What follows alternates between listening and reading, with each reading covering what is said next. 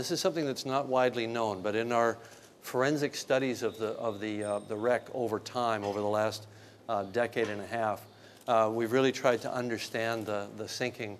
And as part of that, 3 years ago, I commissioned a study with the U.S. Naval Academy.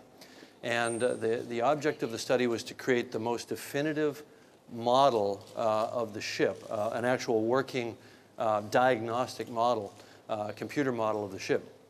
And so we took the plans that were provided to us by Harland and Wolff, the shipbuilder, when we did the movie.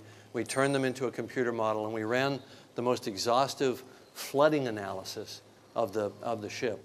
And what we found was that it behaved exactly as it was historically reported by all the survivors, in the way that it sank, tilted down by the bow, lifted up at the stern, and so on. It took about the same length of time.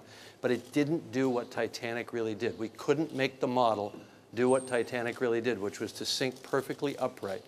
And if you know from all the other famous shipwrecks of history, Andrea Doria, the Costa Concordia just recently, and so on, they all tend to roll over.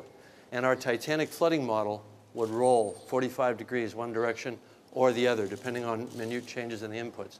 So we were forced to conclude something that was never known before, which was that it was human intervention on the part of the engineering team below decks, all of whom died in the sinking, that kept that ship upright, that they were trimming it with moving water around, salt water to freshwater tanks, trim tanks, running back and forth with the pumps so that the boats could be launched. Otherwise, almost no one would have survived. Thomas Andrews was the designer.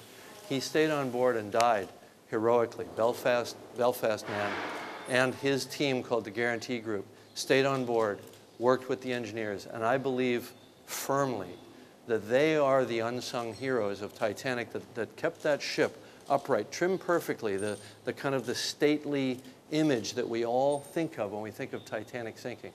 And so that's just coming to light now. So this museum's purpose is to keep the history of Titanic and the history of Belfast's role in the creation of Titanic alive. And I guess what I'm trying to say is that it's important for us to continue to look back at history. There are still lessons to be learned. And what we found is that there were heroes on board the ship that we didn't even realize how important they were until just recently through our continuing computer studies. And they were Belfast men.